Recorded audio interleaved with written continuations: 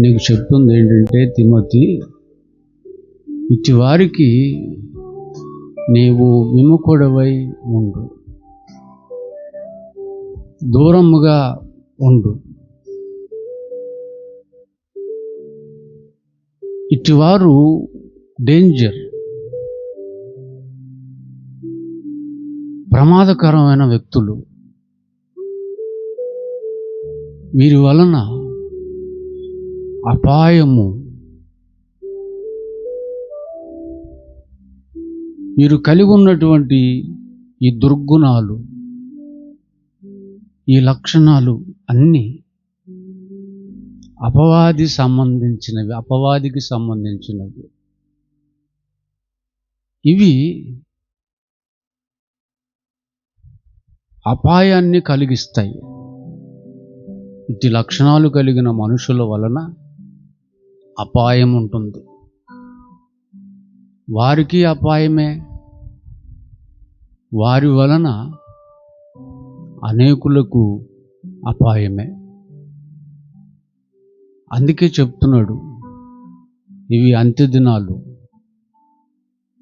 ఈ అంత్య దినములలో అపాయకరమైన కాలములు వస్తాయి. ఆ అపాయము ఎవరి వల్ల వస్తుందో తెలుసా?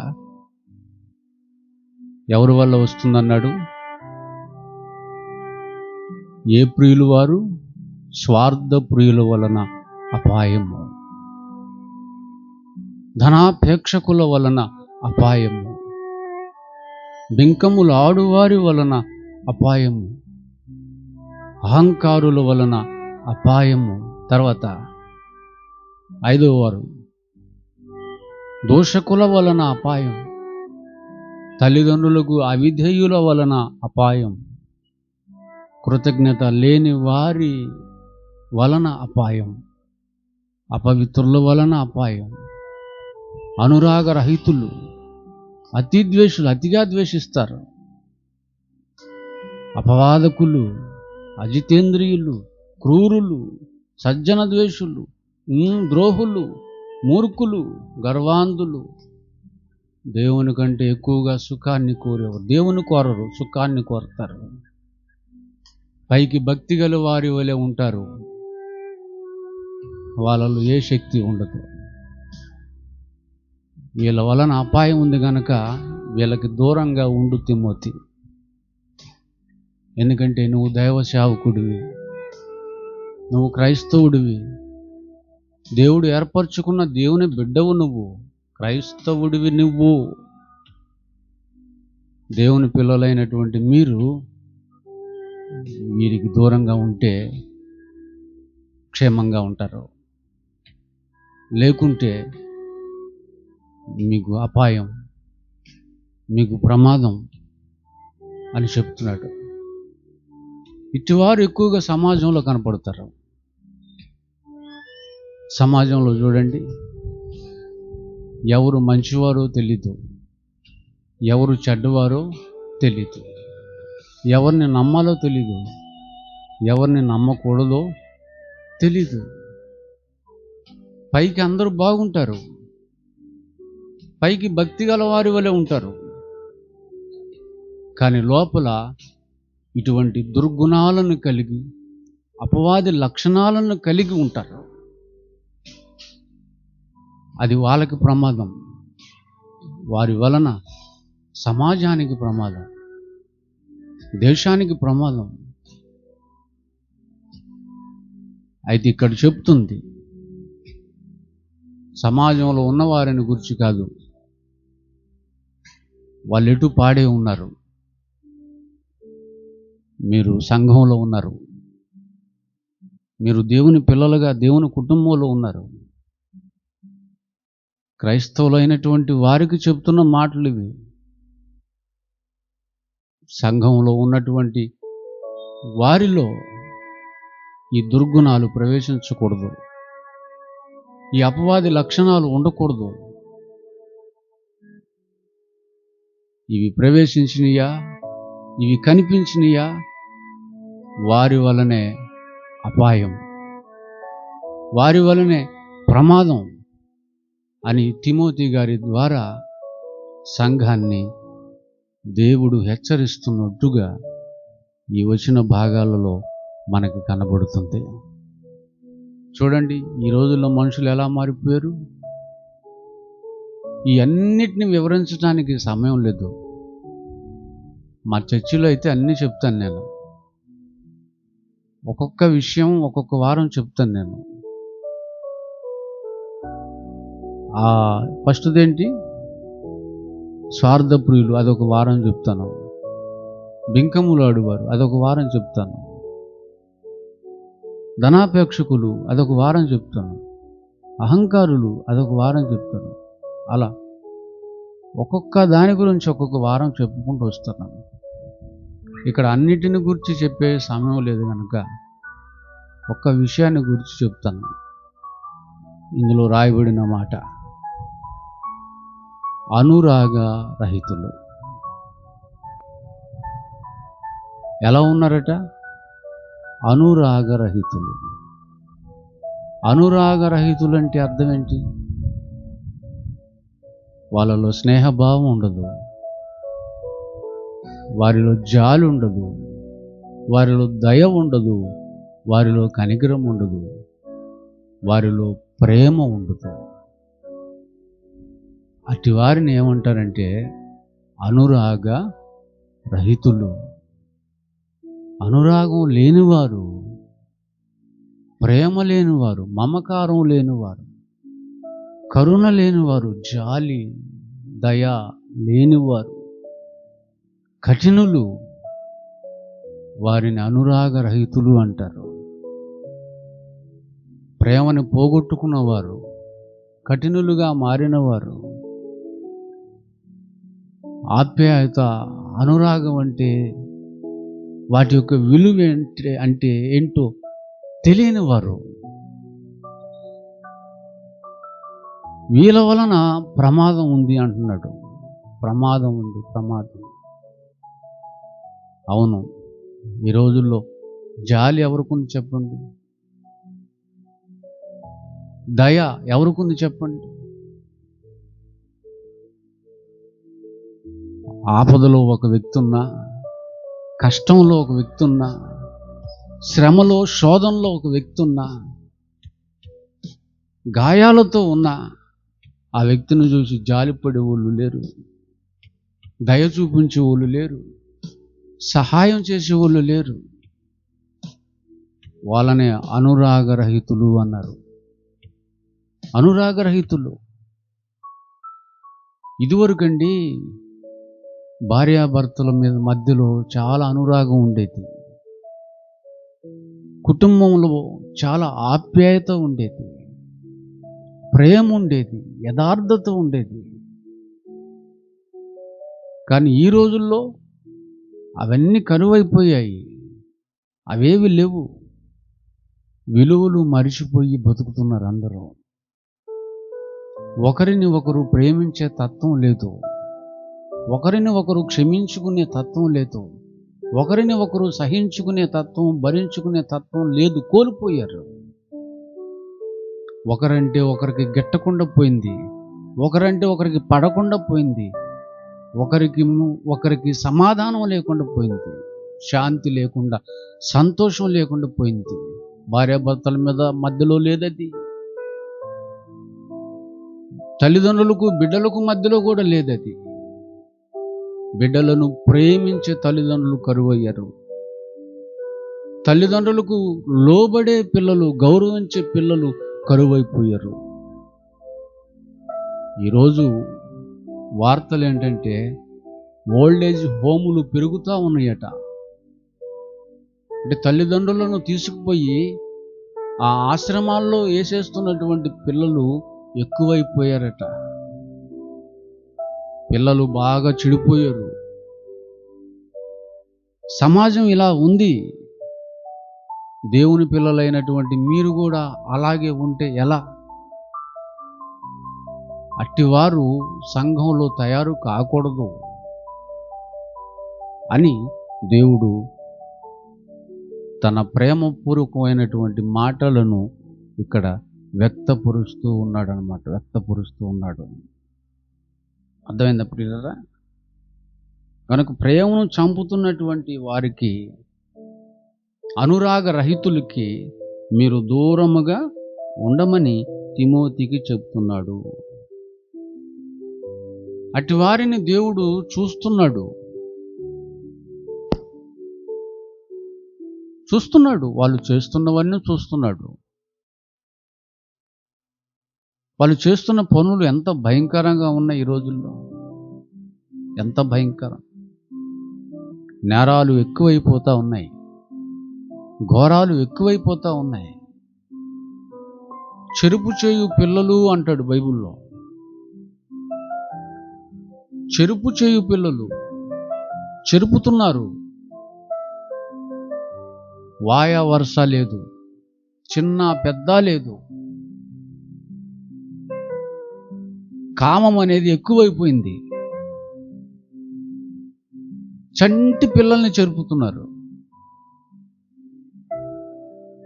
6th క్లాస్ పిల్లల్ని చెరుపుతున్నారు. 70 సంవత్సరాల వృద్ధురాల్ని కూడా చెరిచిపోయారు. సామూహిక అత్యాచారాలు చేస్తున్నారు. తల్లిని చంపినోడొకడు, తండ్రిని చంపినోడొకడు, ప్రియుడి కోసం భర్తను చంపిన భార్య, ప్రియురాలి కోసం భార్యని చంపిన భర్త. నిన్న చూశారండి పేపర్లో, భర్తను చంపి టైల్స్ కింద పాతిపెట్టింది. టైల్స్ కింద పాతిపెట్టేసింది. బిడ్డని చంపి ఫ్రిడ్జ్లో పెట్టింది. ఎన్ని నేరాలు, ఎన్ని ఘోరాలు. వాళ్ళ మీద ప్రేమ లేదా, జాలి లేదా, దయ లేదా, అనురాగం లేదా? ఇట్టివారిని అంటారు అనురాగ రహితులు. భర్త విలువ తెలీదు. భర్త దగ్గర డిమాండ్ చేసే వాళ్ళు లేరా? ఒక భార్య అంటుంది, 50,000 ఇస్తావా నెలకి, కాపురం చేస్తా, లేకపోతే మా పుట్టింటికి వెళ్ళిపోతా. కమర్షియల్ భార్య. భార్య మీద అధికమైన ప్రేమ కలిగినోడు రెక్కలు ముక్కలు చేసుకుంటాడు. అదేంది? అలాగే భర్తల్లో కూడా ఉన్నారు, అలాగే పిల్లల్లో కూడా ఉన్నారు. అనురాగం అనేది కనుమరుగైపోయింది. అందుకే ఈ అనురాగ రహితులతో ప్రమాదం, కుటుంబానికి ప్రమాదం. ఇటువారు సంఘంలో ఉంటే సంఘానికి ప్రమాదం. వాళ్ళు సేవకులు కావచ్చు, విశ్వాసులు కావచ్చు. విశ్వాసుల్లో ఉంటారు, సేవకుల్లో కూడా ఉంటారు. సమాజంలో ఉన్నప్పుడు, మనం సంఘంలోనికి రానప్పుడు లోకంలో ఉన్నాం. అప్పుడు ఒకవేళ అనురాగరహితులుగా ఉంటే ఉండొచ్చేమో, కానీ దేవుని సంఘంలోకి వచ్చాక మాత్రం అనురాగరహితులుగా ఉండకూడదు. మనం దేవుని పిల్లలం. అపవాది లక్షణాలు మనలో ఉండకూడదు. దేవుని లక్షణాలు మనలో ఉండాలి. దేవుడు ప్రేమ కలిగిన వాడు, మనలో ప్రేమ ఉండాలి. కృప కలిగిన వాడు, మనలో కృప ఉండాలి. క్షమిస్తాడాయన, మనలో క్షమాగుణం ఉండాలి. త్యాగపూరితమైన మనసు కలిగిన వాడు ఆయన, అది మనలో ఉండాలి. విశ్వాసం మనలో ఉండాలి, విధేయత మనలో ఉండాలి, వినయం మనలో ఉండాలి. సహించటం, భరించటం, ఇవన్నీ మనలో ఉండాలి. ఇవన్నీ ఆయన లక్షణాలు. ఆయన పిల్లల్లో ఖచ్చితంగా ఇవి కనిపించాలని ఆయన కోరుకుంటున్నాడు. వాటికి బదులుగా ఈ అపవాది లక్షణాలు గనక కనపడితే అట్టి వారికి దూరంగా ఉండండి. అట్టి వారికి విముఖుడవై ఉండు తిమోతి. వాళ్ళని నేను చూస్తున్నాను, నేను ఊరుకుంటాను అనుకున్నావా? నేను ఊరుకోను. నేను సహిస్తాను అనుకుంటున్నావా? నేను వాళ్ళని సహించను. వీరి వలన సమాజానికి అపాయం, వీరి వలన దేవుని సంఘాల్లో ఉన్నటువంటి వారికి కూడా, నా పిల్లలైనటువంటి వారికి కూడా ప్రమాదం, అపాయం. ప్రియులారా, దేవుని ఉగ్రత, దేవుని కోపం ఖచ్చితంగా అట్టి వారి మీదకి దిగుతుంది. ఆయన కోపానికి, ఆయన ఉగ్రతకి వాళ్ళు గురి కాక తప్పదు. దేవుని సంఘంలో, దేవుని కుటుంబంలో ఉన్నటువంటి వారు ఎలా ఉండాలని దేవుడు కోరుకున్నాడో తెలుసా? రోమీయులకు రాయబడిన పత్రిక, రోమీయులకు అపోస్తలుడైన పౌలు గారు రాసిన పత్రిక 12వ అధ్యాయం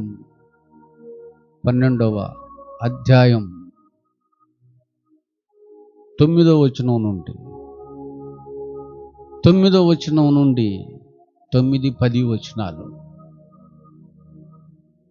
క్రైస్తవులైన నా పిల్లలైన మీ ప్రేమ కపటం ఉండకూడదు. ప్రేమలో ఏముండకూడదు? కపటం ఉండకూడదు.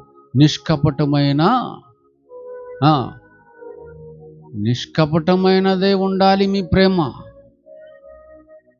మీరు చెడ్డదానిని అసహించుకోండి. చెడ్డదాన్ని అసహించుకొని మంచి దానిని హత్తుకొని ఉండండి. సహోదర ప్రేమ విషయంలో అయితే ఒకని యందు ఒకడు అనురాగము గలవాడై, ఒకని ఎడల ఒకడు అనురాగం, ఏ రాగము? అనురాగరహితులుగా ఉండొద్దు. మీరు అనురాగము గలవారిగా ఉండండి. ఘనత విషయంలో ఎలా ఎంచుకోవాలన్నాడు? ఒకరికంటే మరి ఒకరు గొప్పగా ఎంచుకొనుడి. నువ్వు చాలా గొప్పవాడివి అన్నారనుకో, నీకంటే గొప్పవాడిని కాదు. ఇదండి క్రీస్తు మనస్సు. గొప్పలకు పోయే వాళ్ళే ఉన్నారు తప్ప, మెప్పులకు పోయే వాళ్ళే ఉన్నారు తప్ప, నాకంటే నువ్వు గొప్పవాడివని పొగిడేటువంటి వారు ఎవరున్నారండి? అలా తలంచి మాట్లాడే వాళ్ళు ఎవరున్నారండి? ఒకరికంటే మరొకరు గొప్ప అనుకోవాలట. నువ్వు గొప్పవాడివే అని ఎవరన్నా అంటే, నేను గొప్పవాడిని కాదు, నేను చాలా తక్కువవాడిని, నేను చాలా చిన్నవాడిని, నేను యోగ్యుడిని కాదు, అయోగ్యుడిని. నాకంటే నువ్వు యోగ్యుడివి, నాకంటే నువ్వు గొప్పవాడివి, నాకంటే నువ్వు మంచివాడివి. ఎవరికి ఉంటుందండి ఆ మనసు? ఆ మనసు కలిగి మీరు ఉండాలని కోరుకుంటున్నాడు. ప్రేమ అనేది ఉంటే ఇది ఉంటుందండి. ఏ ప్రేమ అది? నిష్కపటమైన ప్రేమ. అది దేవుని ప్రేమ. అది ఉంటే ఒకరికంటే మరొకరు గొప్పవారు అనేటువంటి తత్వం కలిగి ఉంటుంది. అట్టువారు ఉంటే ఏమండి, సమాజానికి అపాయం ఉండదు, దేవుని సంఘానికి కూడా ఎటువంటి అపాయము ఉండదు. కానీ ఈ రోజుల్లో సంఘాలలోనే ఉన్నారు, కానీ దేవుని పిల్లలని చెప్పుకుంటున్నారు, కానీ క్రైస్తవులని చెప్పుకుంటున్నారు, కానీ సమాధానం లేదు ఒకరి మధ్యలో ఒకరికి. ఒకరిని చూస్తే ఒకరు ఓర్చుకోలేరు, తట్టుకోలేరు. వాళ్ళ మీద సనుగుళ్ళు, గొనుగుళ్ళు, సంశయాలు. ఎన్నండి సమాధానం లేదు. కానీ ఈరోజు సంఘంలో ఇక ఇదే లేనప్పుడు ఇది లేదు అంటానికి, ఇది లేదు అంటే కారణం ఏంటి? అన్నిటికీ మూలం నిష్కపటమైన ప్రేమ. ప్రేమానురాగం అన్నాడు, ప్రేమానురాగం. అవి లేవు. సంఘాలలో ఈ భేదాలు ఉండకూడదండి. నేను ఎక్కువ, నువ్వు తక్కువ అనే భేదం ఉండకూడదు. అప్ అండ్ డౌన్స్ ఉండకూడదు. నేను ఎక్కువ, నువ్వు తక్కువ. ఒకరిని ఎక్కువగా చుట్టం, మరొకరిని తక్కువగా చుట్టం. ఉన్నవారిని ఒకలాగా చూడటం, లేని వారిని మరొక రకంగా చూడటం. నేడు సంఘాల్లో ఎన్నో భేదాలు ప్రవేశించాయి, ఎన్నో తత్వాలు ప్రవేశించాయి. కులతత్వం, మతతత్వం, వర్గతత్వం. ఈ తత్వాలు ఎవరు ప్రవేశపెట్టారు? దేవుడు కాదే. దేవుడు కాదంటే మరి ఎవరు ప్రవేశపెట్టారు? మనుషులు ప్రవేశపెట్టారు. సిద్ధాంతాలకు, ఆచారాలకు, కట్టుబాట్లకు బానిసలైనటువంటి అపవాదికి ఏజెంట్లుగా పనిచేస్తున్నటువంటి మనుషులు ప్రవేశపెట్టారు. అందుకే స్వార్థప్రియులు తయారయ్యారు, ధనాపేక్షకులు తయారయ్యారు, బింకములాడు వారు తయారయ్యారు, అహంకారులు, గర్వాంధులు తయారయ్యారు, మూఢులు తయారయ్యారు, లోభులు తయారయ్యారు, గర్వాంధులు తయారయ్యారు, బింకములాడు వారు తయారైపోయారు. దేవుని కోసం శ్రమ పడేవారు తక్కువైపోయారు, సుఖపడేవారు ఎక్కువైపోయారు. అర్థమైందా ప్రియులారా? ఆ తత్వాలు సంఘాల్లో ఉండకూడదు. అందరూ ఒకటే. చిన్న అని, పెద్ద అని, గొప్ప అని, పేద అని తేడా లేదు. అందరినీ సమానంగా చూస్తున్నాడు దేవుడు. స్త్రీ అని, పురుషుడని భేదం, యూదుడని, గ్రేసస్తుడని భేదం లేదు. మీరందరూ యేసుక్రీస్తునందు ఒకటిగా ఉన్నారు.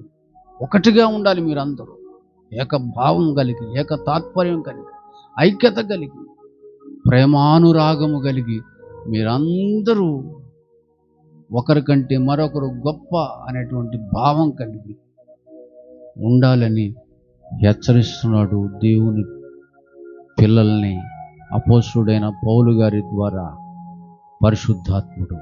అర్థమైందండి? సంఘంలోనికి వచ్చాక మనమందరం ఒకటే. ఒకటే అంటే మనమందరం దేవుని పిల్లలం, మనమందరం క్రైస్తవులం, మనమందరం ఒక తండ్రి పిల్లలం, మనమందరం యేసుక్రీస్తు వారి రక్తములో కడుగబడిన వాళ్ళు. దేవుని కుటుంబం అయిన సంఘంలోనికి మనమందరం వచ్చిన వారం. దీనిని ఎన్నడూ మరువకూడదు. ఫిలిప్పీ పత్రికలో అంటాడు 4వ అధ్యాయంలో 2వ వచనాన్ని చూడండి. 4వ అధ్యాయం 2వ వచనం, ప్రభువునందు మీరందరూ, సంఘంలో ఉన్న మీరందరూ, కుటుంబంలో ఉన్న మీరందరూ ప్రభువుని బట్టి ఎలా ఉండాలి? ఏక మనస్సు గలవారై ఉండుడి అని వాళ్ళని బతిమాలుకుంటున్నాడు. మీరు ఏక మనస్కులై ఉండాలి, ఏక మనస్సు గలవారై ఉండాలి. అందరం అన్ని విషయాలలో ఒకటే గనుక మనం అందరం ఏక మనస్సు కలిగి ఉండాలి అని బతిమలాడుకుంటున్నాడు. మీలో కక్షలు ఉండకూడదు, ఒకరు తక్కువ ఒకరు ఎక్కువ అనే భావం ఉండకూడదు. మీరందరూ ఏక మనస్సు కలిగి ఉండాలి, ఉండాలి, ఉండాలి. ఎంత బాగుందండి దేవుని మాట, ఎంత బాగుంది దేవుని వాక్యం. దేవుని నోట నుండి వచ్చే మహాజ్ఞానం సంగతులు. ప్రియులారా, దేవుని మనసు దేవుని పిల్లలకి అర్థం కావాలి. వాక్యం దేవుని పిల్లలు చక్కగా నేర్చుకోవాలి. ఆయన మనసు వాక్యంలోనే ఉంది. ఆ వాక్యాన్ని జాగ్రత్తగా నేర్చుకోవాలి, జాగ్రత్తగా చదవాలి, జాగ్రత్తగా వినాలి, జాగ్రత్తగా నేర్చుకోవాలి, జాగ్రత్తగా పఠించి పాటించాలి. దేవుని వాక్యం రావాలి దేవుని పిల్లలకి. సంఘంలో ఉన్న ప్రతి ఒక్కరికి బైబుల్ రావాలి, బైబుల్ నేర్పాలి. బైబులే ఆయన మనస్సు, ఆయన హృదయం, ఆయన ప్రణాళిక, ఆయన చిత్తం అంతా బైబుల్లో ఉంది. అది ఆయన పిల్లలకు నేర్పాలి. అలా నేర్చుకున్నటువంటి వారు మాత్రమే దేవుని కోసం ఎలా బ్రతకాలో తెలుస్తుంది వాళ్ళకి. దేవుని కోసం ఉన్నతంగా బతుకుతారు. దివారాత్రులు దావీదు ధర్మశాస్త్రాన్ని ధ్యానం చేశాడట. యెహోవా ధర్మశాస్త్రమునందు ఆనందించుచు దివారాత్రములు దానిని ధ్యానించువాడు ధన్యుడు. బైబిల్ ఎందుకు ఇచ్చాడు మనకి దేవుడు? తల కింద పెట్టుకుని పడుకుంటామనా? దివారాత్రులు దానిని ధ్యానం చేయాలి, దానిని చదవాలి, దానిని ధ్యానము చేయాలి. అప్పుడే దేవుని హృదయానికి తగిన వారిగా బ్రతకగలం, దేవునికి ఇష్టానుసారులుగా జీవించగలం. దివారాత్రులు ధ్యానించాడు గనకనే దావీదు నా ఇష్టానుసారుడు అయ్యాడు అంటాడు దేవుడు. అదేంటండి, కనుక సంఘాలలోనికి వెళ్ళే మీకు బైబిల్ రావాలి, బైబిల్ నేర్పాలి, బాగా నేర్పాలి, బైబిల్ నేర్పాలి. అందుకే నా దగ్గరికి వచ్చే ప్రతి బిడ్డకి నేను నేర్పేది బైబిల్. దేవుని మనసు అంటే ఏంటో నేర్పుతాను, దేవుడెవరో నేర్పుతాను, నువ్వెవరో నేర్పుతాను, నీ శత్రువు ఎవరో నేర్పుతాను, నువ్వు ఇక్కడికి ఎందుకు వచ్చావో నేర్పుతాను, ఎందుకు బ్రతకాలో నేర్పుతాను, ఎందుకు చావాలో నేర్పుతాను, పరమార్థాలన్నీ నేర్పుతాను. నేర్చుకుంటేనే దేవుని కోసం ఉన్నతంగా బ్రతకగలరు,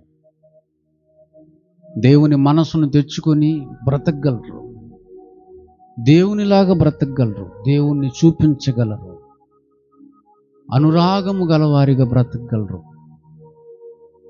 అనురాగరహితులైనటువంటి వారికి విముఖులై ఉండగలరు.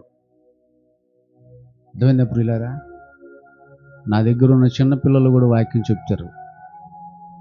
పిల్లలు లేచి నిలబడి అంటారా, ఇంకా కొంతమంది పిల్లలు రాలే. ఇదిగో ఈ పిల్లలందరూ వాక్యం చెప్తారు, దేవుని మనసు చెప్తారు. వీళ్ళు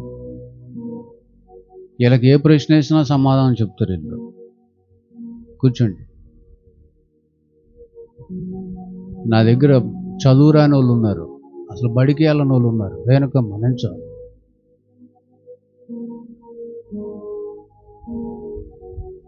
అధ్యాయాలు అప్పు చెప్తుంది, అధ్యాయాలే అప్పు చెప్పేస్తుంది. ఇప్పుడు ఎక్కడికి వచ్చింది? లేవియాకాండం ఎన్నో అధ్యాయం? 12వ అధ్యాయానికి వచ్చింది. ఆది కాండం, నిర్గమకాండం, సంఖ్యాకాండమా, లేవియాకాండం 3వ కాండానికి వచ్చింది. సంఖ్య ద్వితీయోపదేశకాండం. ప్రకటన గ్రంథం వరకు నేర్పుతాను, 66 పుస్తకాలు నేర్పుతాను. వీళ్ళ అబ్బాయి ఉన్నాడు యోబు, అడుగు, బైబిల్లో మాస్టర్ చేశాడు, మాస్టర్ చేయించాం, మాస్టర్ ఆఫ్ బైబుల్ థియాలజీ. బోధకు అర్హత పొందాడు. ప్రపంచంలో ఎవరు ఏ ప్రశ్న వేసినా సమాధానం దిమ్మ తిరిగే సమాధానం చెప్పగలటం. నా దగ్గర ఉన్న పిల్లలందరూ బైబిల్ కోర్సులు చేపిస్తున్నాం. బైబిల్ రావాలి, ఎందుకంటే అనురాగరహితులు ఎక్కువైపోయారు సమాజంలో. వాళ్ళందరినీ మార్చగలిగినటువంటి శక్తి, సత్తా, వాక్యం కలిగిన క్రైస్తవుడికి మాత్రమే ఉంది. వాళ్ళందరూ దేవునికి కావాలి, వాళ్ళందరూ మారాలి, దేవుని కోసం బ్రతకాలి, సత్య నరకానికి వెళ్ళకూడదు ఎవరు. ఆయన పిల్లలు ఆయన దగ్గరికి వెళ్ళాలి అన్న ఉద్దేశంతో తయారు చేస్తున్నాను, ప్రయాసపడుతున్నాం, కష్టపడుతున్నాం. ఉన్నా లేకపోయినా, తిన్నా తినకపోయినా. కూర్చున్నాను. God bless you. గనక మీరందరూ ఒకప్పుడు ఎలా ఉన్నారో తెలీదు, ఇప్పుడు నా కుటుంబంలోకి వచ్చారు కనుక, నా పిల్లలు అయ్యారు కనుక మీరందరూ ఏక మనస్సు గలవారై ఉండండి.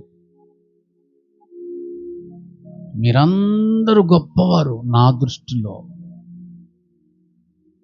ఆయన పిల్లల్ని ఆయన ఆకాశం అంత ఎత్తులో చూస్తుంటాడు ఎప్పుడు. ఏమన్నాడు తెలుసా ఆయన పిల్లల గురించి?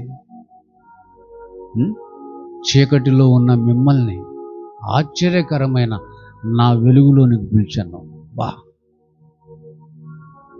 ఎందుకో తెలుసా? నా గుణాతిశయములను మీరు ప్రచురించాలని, ప్రకటించాలని. ఆయన గుణాతిశయాలను ప్రకటించే, ప్రచురించే భాగ్యం, ధన్యత ఎవరికిచ్చాడు? ఆయన విశ్వాసులైన మీకు, క్రైస్తవులైన మీకు. అందుకే మీరు ఏర్పరచబడిన వంశం. ఎవరు మనం? ఏర్పరచబడిన వంశం, దేవునిచే ఏర్పరచబడిన ఆయన వంశం. మీరు రాజులు, మీరు యాజకులు, మీరే రాజులు, మీరే యాజకులు, మీరు పరిశుద్ధమైన జనం,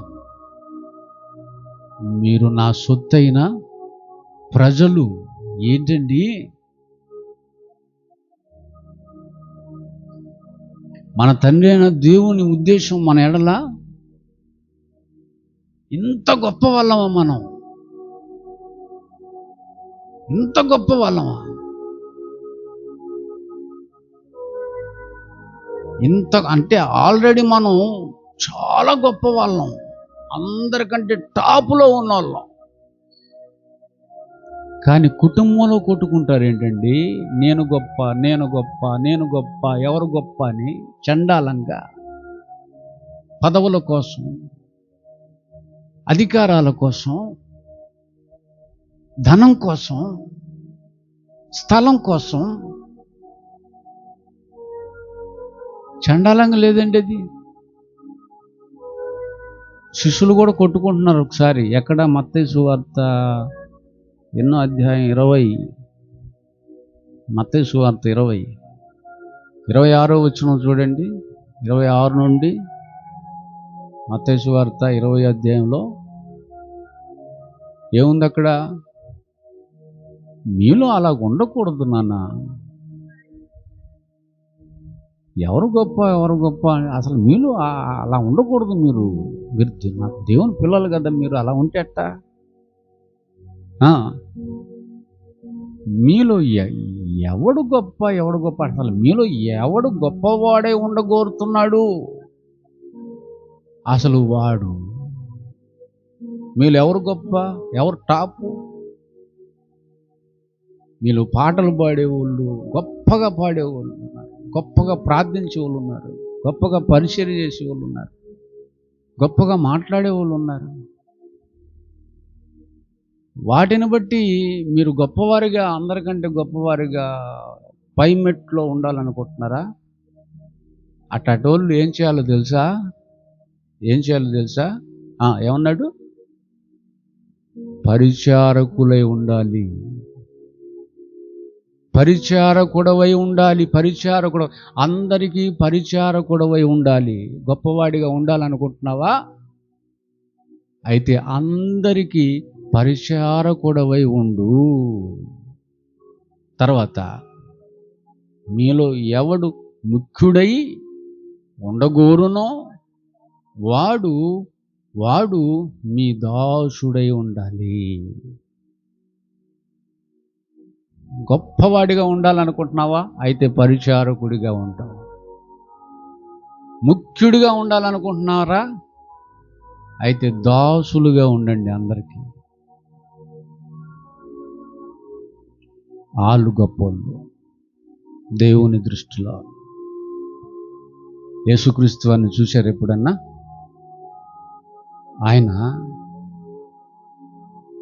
ఒక మాట చెప్పాడు, మనుష్య కుమారుడనైన నేను పరిచర్య చేయుటకు వచ్చాను, పరిచారము చేయుటకు వచ్చాను, పరిచారము చేయించుకొనుటకు రాలేదు. అవునండి, ఆయన కన్నా గొప్ప వాళ్ళు ఉన్నారా ప్రపంచంలో? ఆయనే శకపురుషుడు, క్రీస్తే శకపురుషుడు, క్రీస్తే యుగ పురుషుడు. ఆయన్ని మించిన వాళ్ళు లేరు. అది ఆయన స్టేటస్. ఆయన పరిచారము చేయుటకు వచ్చాడు, చేయించుకొనుటకు రాలేదు. రాజు.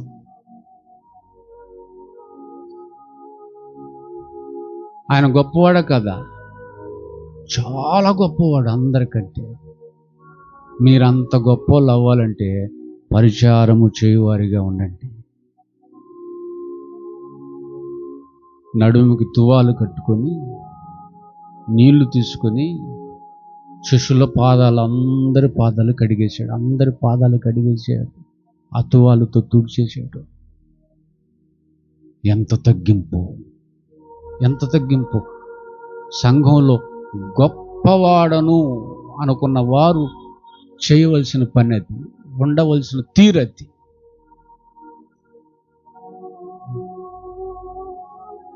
దాసుని స్వరూపమును ధరించెను అనుంటది యేసుక్రీస్తు వారి గురించి.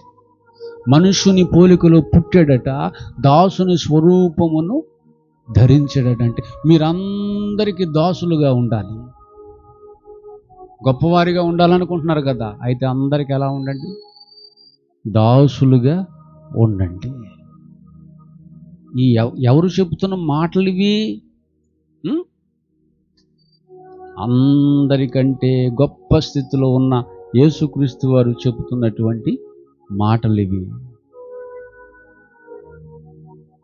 గనక మీరు పరిచారము చేస్తున్నారా? అయితే ప్రేమ కలిగి చేయండి, ప్రేమానురాగము కలిగి ఉండండి. ఎక్కడ? పరిచర్యలో, సంఘములో. ఇంకా చెప్తాడండి యోహాను సువార్త 15 అధ్యాయంలో 12వ వచనాన్ని చూడండి. 12వ వచనాన్ని, నేనే మిమ్మల్ని ప్రేమించిన ప్రకారము మీరు ఏం చేయాలి? నేను మిమ్మల్ని అందరినీ ప్రేమించాను కదా, అలాగే మీరు కూడా ఒకరిని ఒకరు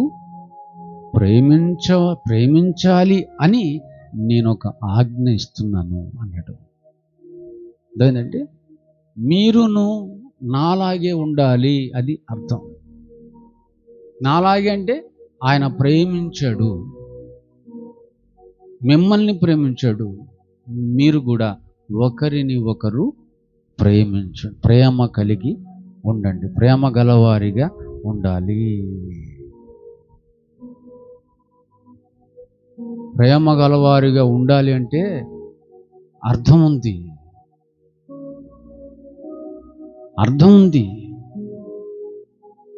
ఆ ప్రేమ ఎలా ఉండాలి? ఎలాంటి ప్రేమ ఉండాలి? అది క్రియలతో కూడిన ప్రేమ. ప్రేమలో ఏముండాలి? ఇది నిజమైన ప్రేమ అనటానికి రుజువు ఏంటంటే ఆ ప్రేమలో క్రియలు కనపడాలి. విశ్వాసంతో కూడిన క్రియలతో కూడిన విశ్వాసం. ప్రేమ కలిగిన విశ్వాసి చేయాలి. ప్రేమ కలిగినటువంటి వారు విశ్వాసముతో కూడిన క్రియలు చేయాలి అని యేసుక్రీస్తు వారు ఇక్కడ చెప్తున్నాడు. ఎవరికి క్రియలలో ప్రేమ చూపిస్తున్నాం? మన ప్రేమను చూపించాలి. కుటుంబంలో ఉన్నటువంటి వారికి చూపిస్తున్నారా? మీ తల్లికి చూపిస్తున్నావా? నీ తండ్రికి చూపిస్తున్నావా? నీ భర్తకి, నీ భార్యకి చూపిస్తున్నావా? నీ పిల్లలకు చూపిస్తున్నావా? పిల్లలైన వారు పెద్దలకు చూపిస్తున్నారా? సంఘంలో సహోదరులు ఉంటారు, వాళ్ళకి క్రియలతో కూడినటువంటి ప్రేమ చూపిస్తున్నావా? నీ ప్రేమ నాలుకకు పరిమితమైందా? పెదవులకు పరిమితమైందా? అది మృతమైనది. క్రియలు లేని విశ్వాసం మృతం. క్రియలున్నా, విశ్వాసం ఉన్నా, ప్రేమ లేకపోతే క్రియలు వ్యర్థం, విశ్వాసం వ్యర్థం. ఈ మూడు కనెక్ట్ అయి ఉండాలి. ఇది లేకపోతే అది లేదు, అది లేకపోతే ఇది లేదు. మూడు ఉంటేనే 100 మార్కులు పడతాయి. 35 పడితే ఇక్కడ పాస్ అవుతావు, దేవుని దగ్గర కాలేవు. దేవుని దగ్గర పాస్ అవ్వాలంటే 100 పడాలి. ఒక్కటి తగ్గిన మొదటి నుంచి రమ్మంటాడు మళ్ళీ ఆయన. మధ్యలో రాసుకోవటం కుదరదు.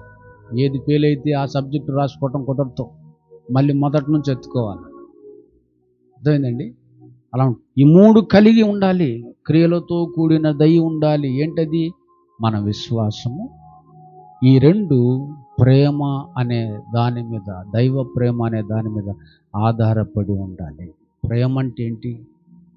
ప్రేమ అంటే ఏంటి? ప్రేమ అంటే ఇవ్వటమే. దేవుడు లోకమును ఎంతో ప్రేమించెను. ప్రేమించి ఏం చేశాడు? ఏమిచ్చాడు? తన ప్రియమైన కుమారుడైన యేసుక్రీస్తు వారిని ఇచ్చాడు. అందరి రక్షణ కొరకు, అందరి పాప ప్రక్షాళన కొరకు, ప్రాయచిత్తం కొరకు క్రయధనముగా ఎవరినిచ్చాడైనా? తన కుమారుడైన యేసుక్రీస్తు వారిని ఇచ్చాడు. అందులో ప్రేమ కనపడుతుంది. అందులో ప్రేమ ఉంది. అర్థమైందండి? యేసుక్రీస్తు వారు మంచివారి కొరకు చనిపోలేదు. మనం ఇంకా బలహీనులుగా ఉండగానే, మనం ఇంకా పాపులుగా ఉండగానే, పాపమెరుగని పావనుడు పరిశుద్ధుడైన క్రీస్తు మన కొరకు చనిపోయాడు. తన శరీరాన్ని శ్రమలకు అప్పగించుకొని తన రక్తమంతటిని మన కొరకు చిందించి, ఆయన అమూల్యమైన రక్తం అంతటిని కార్చి, ఏముంది అందులో? ఏముంది? ప్రేమ. చెడ్డవారి కొరకు ప్రాణం పెట్టాడు. క్షమించాడు. ప్రేమ ఉంది. దేవుడు మనల్ని ప్రేమించి ఆయన ప్రియకుమారుడైన యేసునే ఇస్తే, యేసుక్రీస్తు వారు మనల్ని ప్రేమించి ఆయన ప్రాణాన్నే ఇచ్చాడు. క్రియలు ఉన్నాయా? దేవుని ప్రేమలో క్రియలు కనపడుతున్నాయా? తండ్రిలో క్రియలు కనపడుతున్నాయి. ఈ ప్రకృతి అంతటిని చేశాడు. విశ్వం అంతటిని 6 రోజులు కష్టపడి క్రియ చేసి మనకిచ్చేశాడు. మీరు ఫలించండి, అభివృద్ధి చెందండి, విస్తరించండి, భూమిని నిండించండి, దానిని ఏలండి. ఈ రోజు వరకు బ్రతికున్నామంటే ఆహారం ఎవరిస్తున్నారు? ఆహారం ఎవరిస్తున్నారు? ఆయన ఇస్తున్నాడు కనుక మనం బ్రతుకున్నాం. ఈ రోజుకి ఇస్తున్నాడంటే ప్రేమండి. మన శరీరానికి కావాల్సినవన్నీ ఇస్తున్నాడు. ఈ లోకంలో మనం బ్రతకడానికి ఏమేమి అవసరమో, నింగి, నేల, నీరు, నిప్పు, గాలి, ఆరోగ్యం, ఆయుష్, ఇవన్నీ ఇస్తున్నాడు. ఎందుకు ఇస్తున్నాడు? ప్రేమ రా మనమంటే. ప్రేమ.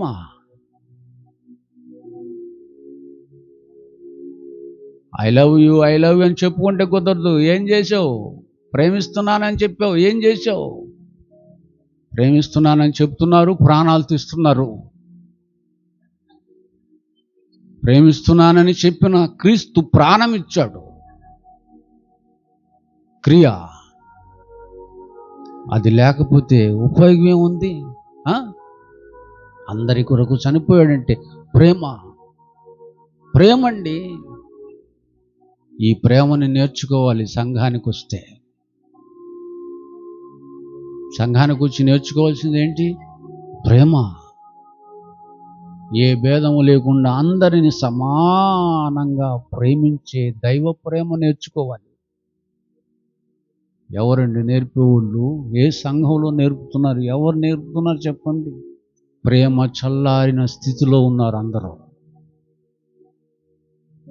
అక్రమం విస్తరించుట వలన సంఘంలో ఉన్న అనేకుల ప్రేమ ఏమవుతుంది?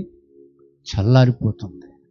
ప్రేమను బ్రతికించాల్సిన వాళ్ళు, ప్రేమను అధికం చేయాల్సిన వాళ్ళు ప్రేమ అనే మంటను ఆర్పుతున్నారు, చల్లారుస్తున్నారు. కానీ తెస్సలోనికలో ఉన్నటువంటి సంఘస్థులు చూద్దాం. మొదటి పత్రికలో, తెస్సలోనిక మొదటి పత్రిక 4:9 చూడండి. 4:9. మా సహోదర ప్రేమను గూర్చి మీకు రాయాల్సిన అవసరం లేదు. మీరు ఒకరిని ఒకరు ప్రేమించుటకు అమ్మో దేవుని చేతనే ఏర్పరచబడితిరి. దేవుని ద్వారా నేర్చుకున్నారు ప్రేమను. ప్రేమ అంటే ఇవ్వటం. ఏమిస్తున్నారు? దేవుడు అన్నీ ఇచ్చాడు, తన కష్టమంతా ఇచ్చాడు, కుమారునితో సహా ఆయన మనకిచ్చాడు. ఆ ప్రేమ తెలియట్లేదండి చాలామందికి. బయట వాళ్ళకి తెలియదంటే ఆశ్చర్యపడాల్సిన పని లేదండి, ఎందుకంటే వాళ్ళకి బైబుల్ లేదు కదండి. కానీ బైబుల్ ఉన్న క్రైస్తవులకు కూడా తెలియకపోవటం చాలా బాధాకరమైనటువంటి విషయం అండి. ధర్మశాస్త్ర ఉపదేశకుడు ఒక ఆయన యేసుక్రీస్తు వారి దగ్గరికి వచ్చాడు. ధర్మశాస్త్ర ఉపదేశకుడు, లూకాసు వార్త 10లో. ఎవరైనా ధర్మశాస్త్ర ఉపదేశకుడు. ప్రియులారా, ఇక్కడ వాక్యం ఉంటుంది, ఇంకేం ఉండదు.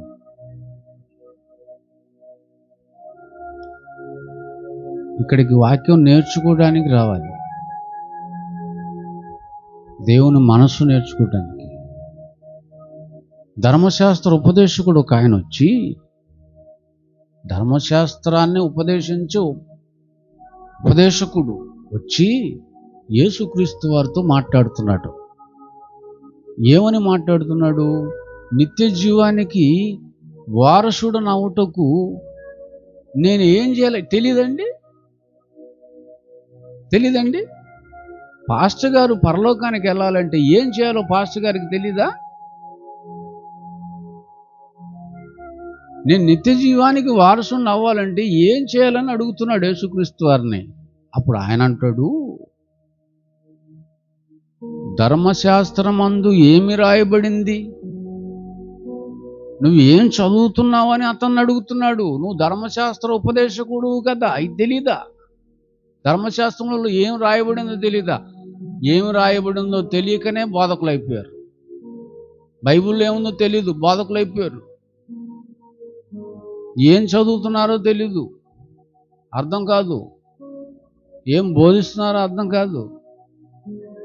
ఏం రాయబడిందని అడుగుతున్నాడు. నువ్వు ఏం చదువుతున్నావని అడుగుతున్నావు. అసలు చదువుతున్నావా లేదా?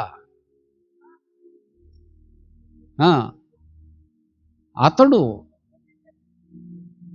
ఏం చెప్తున్నాడు? మొత్తానికి ఆ మాట చదివాడండి. నీ దేవుడైన ప్రభువును నీ పూర్ణ హృదయంతో, నీ పూర్ణ మనస్సుతో, నీ పూర్ణ శక్తితో, నీ పూర్ణ వివేకంతో ప్రేమింపవలెను. ఇది మొదటిది. తర్వాత నిన్ను వలె నీ పొరుగువారిని ప్రేమింపవలెను అనునది అని రాయబడి ఉందని చెప్పాడు. 2 విషయాలు చెప్పాడు. ఒకటి, దేవుణ్ణి పూర్ణంగా ప్రేమించాలి. తర్వాత నిన్ను వలె నీ పొరుగువాడిని ప్రేమించాలని రాయబడింది అని చెప్పాడు. అప్పుడు యేసుక్రీస్తు వారు ఏమంటున్నాడు? అబ్బా, నువ్వు సరిగా ఉత్తరం ఇచ్చావు, అలా చేయిపో అన్నాడు. అలా చేస్తే నువ్వు జీవిస్తావు అని చెప్పాడు. అలా చేస్తే జీవించేస్తావు అని చెప్పాడు. అంటే ఏంటి? ఎలా జీవించమంటున్నాడు? దేవుణ్ణి ప్రేమిస్తూ బ్రతుకు, పొరుగువాడిని ప్రేమిస్తూ బ్రతుకు. దేవుడు నిన్ను ప్రేమించి ఎన్నో చేశాడు కదా. మరి దేవుణ్ణి ప్రేమిస్తున్నానని చెప్పుకునే నువ్వు కూడా ఎన్నో కాదు, కొన్నన్నా చేయాలి. అది సరిపోదు సుమి, నీ పొరుగు వారిని కూడా ప్రేమించాలి. ఎలా ప్రేమించాలి? నిన్ను నువ్వు ఎలా ప్రేమించుకుంటున్నావు అలాగా నీ పొరుగు వారిని కూడా ప్రేమించాలి. ఈ 2 పనులు నువ్వు చేస్తే, 2 ప్రేమకు సంబంధించినయే చేస్తే నువ్వు జీవిస్తావు, నిత్య జీవానికి వస్తావు అని చెప్పాడు. అప్పుడు ఏమైంది? అందుకు అయితే అమ్మో, వీడు చాలా డేంజర్. వీడు తాను నీతిమంతుడనని కనపరుచుకొనగోరి, నీతిమంతుడని భక్తుడని కనపరుచుకొనగోరి అతడు సరేలే అవును కానీ అసలు నా పొరుగోడు ఎవడు అంటున్నాడు. పొరుగోడిని ప్రేమించమన్నాం కాదు, పొరుగోడు ఎవడు అంటున్నాడు. ఎందుకంటే అతను ఇశ్రాయేలీయుడు.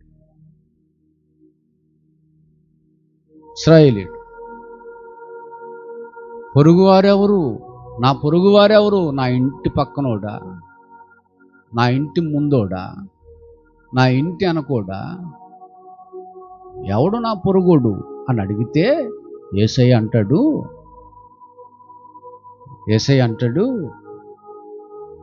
ధర్మశాస్త్ర ఉపదేశకుడు అయిన నీకు ఈ సంగతులు తెలీదా? అయితే నీకు ఖచ్చితంగా ఒక ఉపమానం చెప్పాలి. పొరుగోడు ఎవరో తెలియాలి నీకు అని ఒక ఉపమానం చెప్పడం ప్రారంభించాడు. ఒక వ్యక్తి యెరూషలేము నుండి దిగి యెరికోకి వెళ్తున్నాడట. వెళ్తుంటే మార్గం మధ్యలో దొంగలు పట్టుకొని కొట్టేసి వస్త్రాలు దోచేసుకున్నారు, బాగా గాయపరిచారు, చచ్చే స్థితిలో వదిలేసి వెళ్ళిపోయారు. మూలుగుతున్నాడు, సహాయం కోసం ఎదురు చూస్తున్నాడు,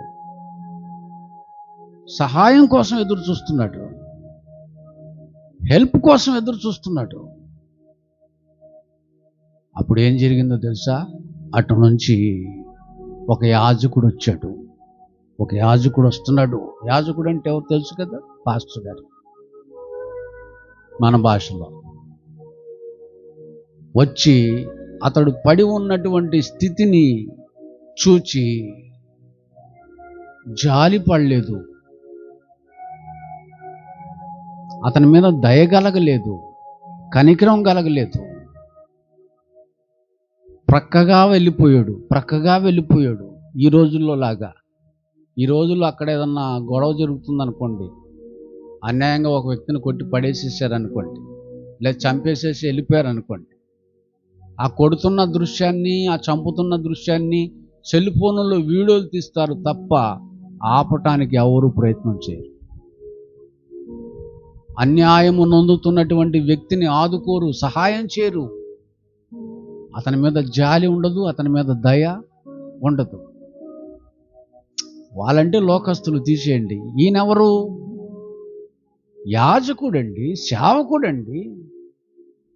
ఆపదలో ఉన్నాడు, సహాయం కావాలి అతనికి, దెబ్బలతో ఉన్నాడు. నాకెందుకు వచ్చిన గొడవ? ఇప్పుడు వీడి మీద జాలి చూపితే, దయ చూపితే వీడికి నేను సహాయం చేయాలి. ఖర్చు అవుతుంది.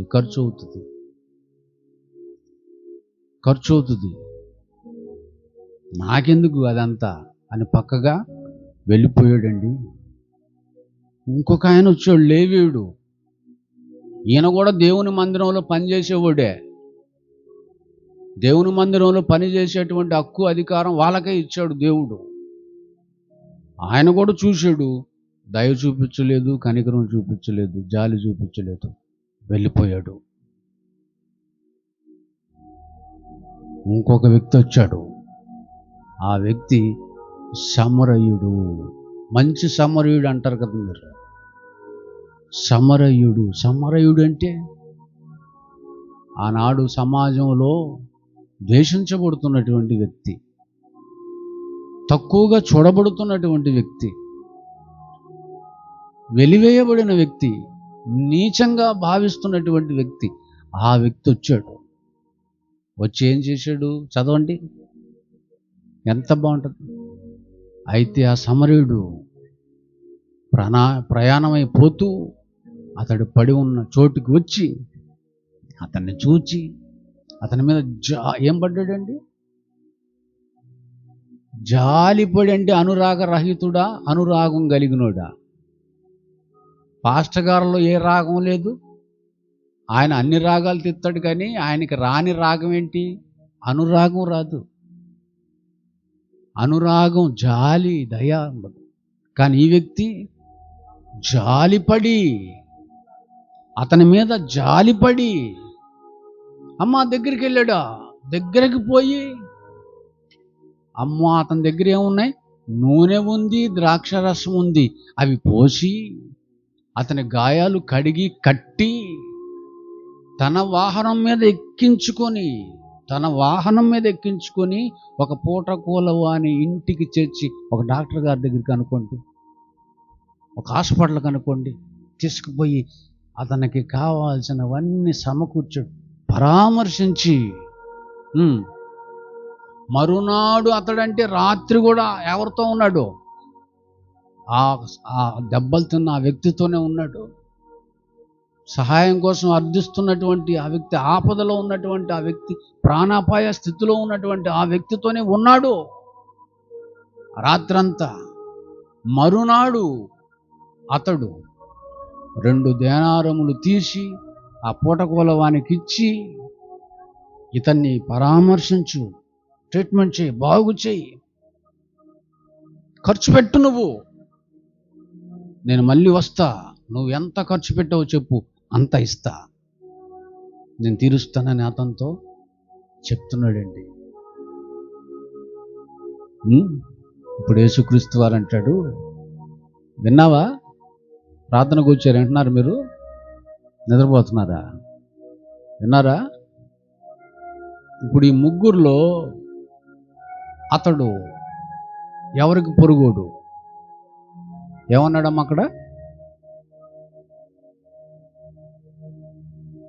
ఎవరికి పొరుగువాడు?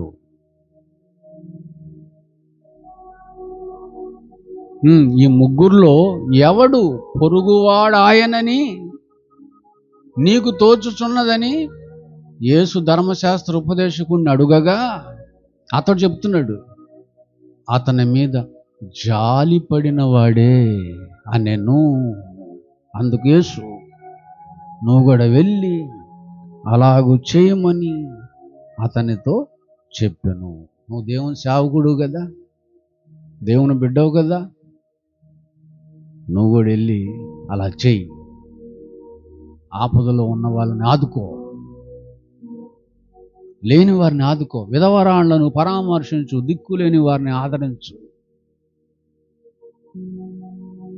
వారికి సాయం చెయ్యి, నీకు చేతనైన సాయం చెయ్యి.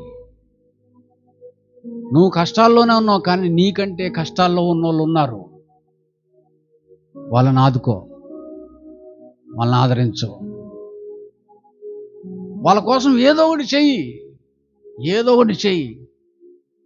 ప్రేమ గలవాడనని చెప్పుకుంటే సరిపోదు, క్రియ చూపించు. నీ ప్రేమ విశ్వాసంతో కూడినదే, క్రియలతో కూడినదే ఉండాలా, చూపించు. నాకెందుకు వచ్చిన బాధ అన్నట్టుగా ఉండేవాళ్ళు ఏం సేవకులండి, ఏం దేవుని పిల్లలండి. అమ్మో కదిపిస్తే ఏదన్నా ఖర్చు పెట్టాల్సి వచ్చుద్దేమో అన్న మనసు కలిగిన వాళ్ళు ఏం పిల్లలంటే.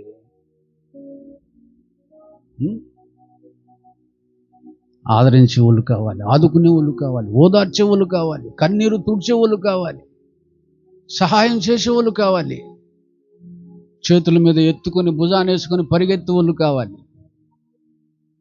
అంబులెన్స్కి ఫోన్ చేసేవాళ్ళు కాదు, అంబులెన్స్ వస్తే అతనితో పాటు ఇతను కూడా ఎక్కేవాళ్ళు కావాలా. కంటికి రెప్పవలే బాధల్లో ఉన్న వాళ్ళని కాపాడుకునే వాళ్ళు, చూసుకునే వాళ్ళు కావాలా.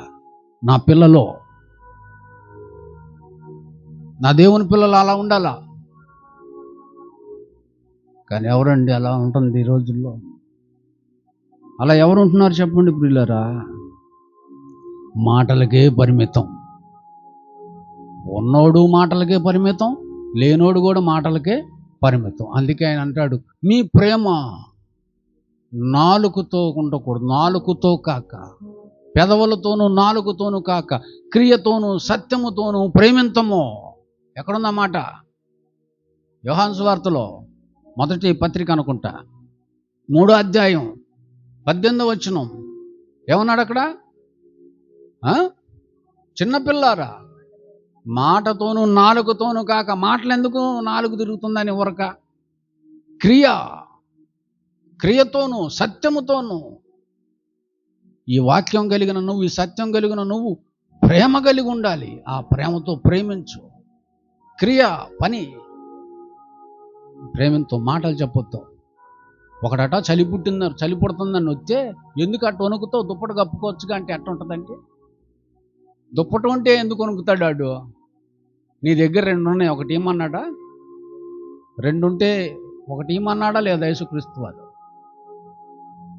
బాగా ఆకలేస్తుందండి, డొక్కలు ఎండుకుపోతున్నాయండి, అమ్మా అమ్మా అమ్మా అయ్యా అయ్యా అయ్యా అంటుంటే తలుపు తీసుకుని బయటికి రావు. ఏ సీరియల్లో ఉన్నావో. మళ్ళీ ఇంటి ముందు బోర్డు, యెహోవా నా కాపురి నాకు లేమి కలుగదని. క్రైస్తవం అట్లా ఆ రకంగా ఆకలాకలని అరవకపోతే అన్నం తినొచ్చుగా అంటే ఎట్టుంటుందంటే, అన్నం ఉంటే ఎందుకు అరుస్తాడు వాడు, బట్టలు ఉంటే ఎందుకు అరుస్తాడు వాడు, అన్నీ ఉంటే అసలు రోడ్డు మీదకి ఎందుకు వస్తారు వాళ్ళు? ఉపయోగం ఏంటండి? యాకోబు పత్రిక 2వ అధ్యాయంలో అంటాడు చూడండి, ఆ మాటలో. బైబుల్ చదవండి అమ్మా. యాకోబు పత్రిక 2వ అధ్యాయం 14 నుండి 17 వరకు. నా సహోదరులారా, క్రియలు లేనప్పుడు ఎవడైనను తనకు విశ్వాసం కలదని చెప్పిన ఎడల, క్రియలు లేవు కానీ విశ్వాసం ఉందని చెప్పిన ఎడల ఏం ప్రయోజనం? అటు విశ్వాసం అతన్ని రక్షిస్తుందా? సహోదరుడైనను సహోదరి అయినను సంఘంలో దిగంబరులై బట్టలు లేని వాళ్ళై ఆనాటికి భోజనం లేక ఉన్నప్పుడు మీలో ఎవడైనా శరీరానికి కావలసిన వాటిని ఇవ్వాలి, బట్టలు ఇవ్వాలి, ఆహారం ఇవ్వాలి. ఇవ్వకుండా అమ్మా ఏమంటున్నారు? సమాధానం ఎట్టెళ్తాడండి? సమాధానంగా కడుపు కాలుతున్నప్పుడు, శరీరాన్ని ధరించుకోవడానికి బట్టలు ఉన్నప్పుడు అవి ఇవ్వకుండా సమాధానముగా వెళ్ళుడి. అమ్మో చలి పుడుతుందని ఎందుకంటో చలి కాచుకునుడి, తృప్తి పొందుడని చెప్పిన ఎడల ఏంటండి ప్రయోజనం? ఏంటండి ప్రయోజనం? ఏమండి, కరోనా కాలంలో ఎవరికన్నా హెల్ప్ చేశారా? ఎవరికన్నా? ఏమండి, 3 అంతస్తులు 3 అంతస్తులు ఉంటాయండి. ఆయన ఫోన్ చేసాడండి కరోనా కాలంలో, పాస్టర్ గారు రేషన్ ఏదన్నా వస్తే పంపించండి అని. ఏమండి, నేను ఉండేది అద్దిల్లండి, 25 సంవత్సరాల నుంచి అద్దింట్లోనే ఉంటున్నాను నేను. నాకు ఫోన్ చేసి అంటున్నాడండి, రేషన్ ఏదన్నా వస్తే పంపించు అని.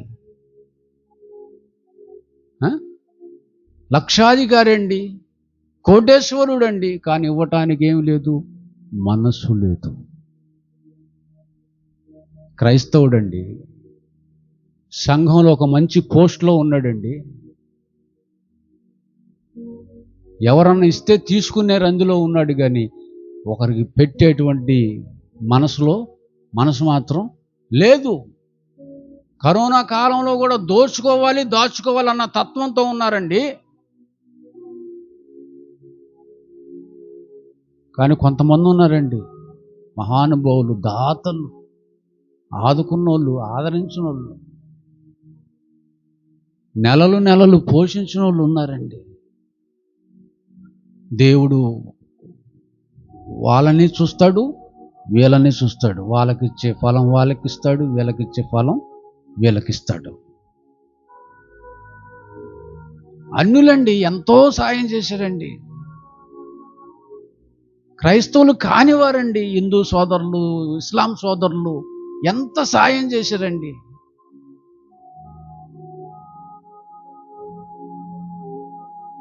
కానీ ఒక క్రైస్తవుడు సంఘంలో ఒక మంచి పోస్ట్లో ఉన్నోడు ఫోన్ చేసి అలా అడగటం నన్ను కలిచివేసిందండి. విషయం, శరీరానికి అవసరమైన ఇవ్వక సమాధానంగా వెళ్ళండి, చలి కాచుకోండి, తృప్తి కలిగి ఉండండి. ఏంటండి మాటలో చేతలయ్యండి. ఆ భక్తి వ్యర్థం అండి, ఆ భక్తి వ్యర్థం అండి. క్రియలతో కూడిన విశ్వాసం, ప్రేమ ఉండాలి, సహాయం చేసే మనసు ఉండాలి. అది లేదు, కానీ మాటలు మాత్రమే కనపడుతున్నాయి, మాటలు మాత్రమే. దేవుడు చెప్పలేదండి,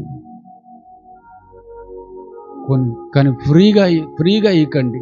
ఫ్రీగా ఇచ్చే మనసు లేదా మీకు? ఇవ్వకండి, అప్పుగా ఇవ్వండి అన్న, అప్పుగా అన్న ఇవ్వండి. అతడు తిరిగి ఇస్తే తీసుకోండి, తిరిగి ఇవ్వకపోతే వదిలేయండి, క్షమించండి, అప్పు క్షమించండి. అదేనరా క్రియలతో కూడిన విశ్వాసం, ప్రేమ అంటే. ఫ్రీగా ఎటు ఇవ్వరు, అప్పుగా ఎటు ఇవ్వట్లేదు. అప్పుగానే ఇవ్వాలి కదండి. అది కూడా చేయకుండా వడ్డీలకి ఇవ్వటం స్టార్ట్ చేశారండి. సంఘాల్లో వడ్డీలకి ఇస్తున్నారు. సంఘాల్లో ఉన్నటువంటి విశ్వాసులు వడ్డీ వ్యాపారాలు చేస్తున్నారు, రక్తం పిండుకు తాగుతున్నారు.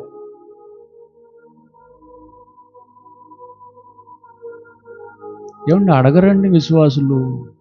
బైబుల్ తెలిస్తే కదండి అడగటానికి, నిలదీయటానికి. అదే నా పిల్లలైతే తొక్క తీసేస్తారు.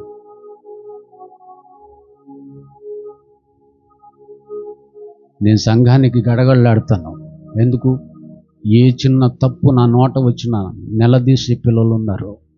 ఏందన్నా తప్పు చెప్పావు, ఏడకపోదామని. తప్పు చెబితే నరకమే, తప్పించుకోలేరు. యేసుక్రీస్తు వారు సింహాసనం మీద కూర్చొని ఒక తీర్పు చెప్తాడండి. మత్తయి 25లో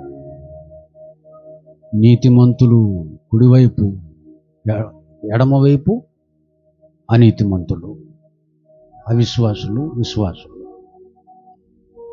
విశ్వాసులైన వారితో, నీతిమంతులైన వారితో ఏమంటాడు తెలుసా? నేను ఆకలి గొంటిని, మీరు నాకు ఆహారం ఇచ్చారు. నేను దప్పిగొంటిని, మీరు నాకు దాహం తెచ్చారు. నేను దిగంబరినై ఉంటుని, నాకు బట్టలు ఇచ్చారు. రోగినై ఉంటుని, నన్ను చూడటానికి వచ్చారు. నేను చెరసాల్లో ఉన్నాను, నా వద్దకు వచ్చారు అని చెప్తున్నాడండి నీతిమంతులతో. అవన్నీ వాళ్ళు చేశారండి. క్రియలతో కూడిన విశ్వాస ప్రేమ కలిగిన వాళ్ళండి వాళ్ళు. అప్పుడు వాళ్ళు అంటారు, ఎప్పుడు ఎప్పుడు ఎప్పుడు ఎప్పుడు అంటున్నారండి వాళ్ళు. అంటే దేవుడు అలాగే వచ్చేస్తాడు అనుకుంటారు ఏంటండి? యేసుక్రీస్తు వారు లాగా వచ్చేస్తాడు అనుకుంటున్నారు ఏంటి? ఎప్పుడయ్యా నీకు బట్టలు ఇచ్చాం, ఎప్పుడయ్యా నీకు దాహం తెచ్చాం, ఎప్పుడయ్యా నిన్ను చూడటానికి వచ్చాం, ఎప్పుడయ్యా నిన్ను అని అంటుంటే ఆయన అంటాడు, మిక్కిలి అల్పులైన ఈ నా సోదరులలో ఒకనికి మీరు చేశారు. మిక్కిలి అల్పులు, నా కోసం బతికేవాళ్ళు, నమ్మకంగా నీతిగా బతికేవాళ్ళు,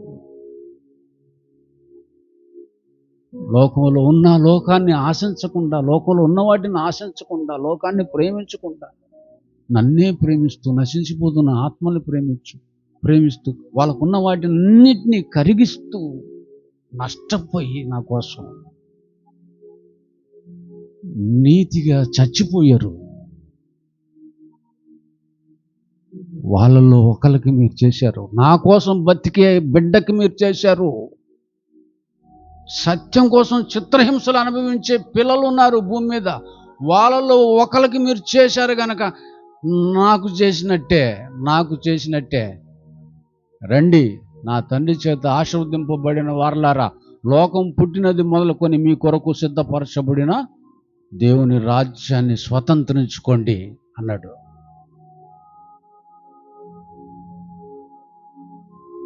కానీ ఏమీ చేయని వాళ్ళని, అనురాగము గల వారిని అలా అన్నాడు. అనురాగ రహితులను ఏమన్నాడు తెలుసా? శపించబడిన వారలారా, నన్ను విడిచి అపవాదికి వాని దూతలకు సిద్ధపరచబడిన నిత్య అగ్నిలోనికి పొండి.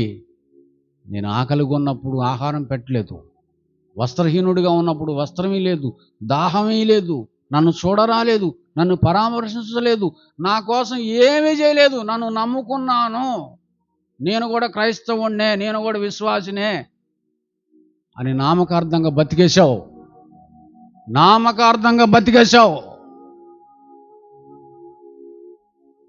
నా కోసం బతికే వాళ్ళల్లో ఏ ఒక్కరికి కూడా ఏ చిన్న హెల్ప్ చేయలేదు. నువ్వు శపించబడిన వారలారా,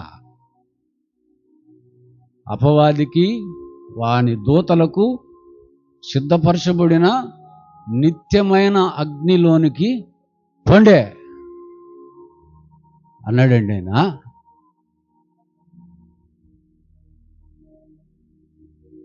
గనుక ఈ మాట ఆయన నోట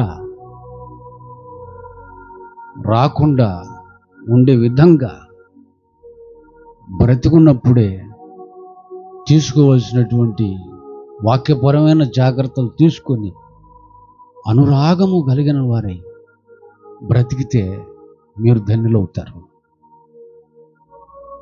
మీరు ధన్యులవుతారు. గనక కుటుంబంలో అనురాగము కలిగిన వారిగా ఉండండి. సంఘంలో అనురాగము కలిగిన వారిగా ఉండండి. అనురాగ రహితులకి దూరంగా ఉండండి. వదిలేయండి, వాళ్ళని వదిలేయండి. వాళ్ళతో పొత్తొద్దు, వాళ్ళతో పాలొద్దు.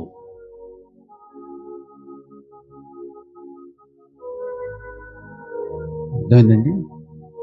ఆయన అన్నాడు, గనుక ఆతిథ్యము చేయుట మరొకండి. ఆతిథ్యం చేయటం మరొకండి.